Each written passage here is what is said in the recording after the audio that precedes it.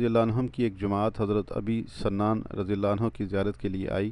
جب ان لوگوں کو وہاں بیٹھے کچھ دیر ہو گئی تو حضرت ابی سنان رضی اللہ عنہ نے کہا، ہمارا ایک ہمسایہ فوت ہو گیا ہے، چلو تعزیت کے لیے اس کے بھائی کے پاس چلیں۔ محمد بن یوسف الفریابی کہتے ہیں، ہم آپ کے ساتھ روانہ ہو گئے اور اس کے بھائی کے پاس پہنچے تو دیکھا وہ بہت آہو بکا کر رہا تھا۔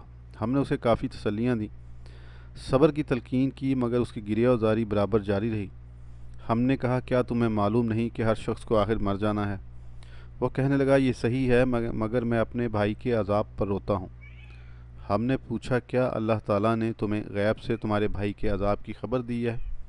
کہنے لگا، نہیں، بلکہ ہوا یوں کہ جب سب لوگ میرے بھائی کو دفن کر کے چل دیے تو میں وہیں بیٹھا رہا۔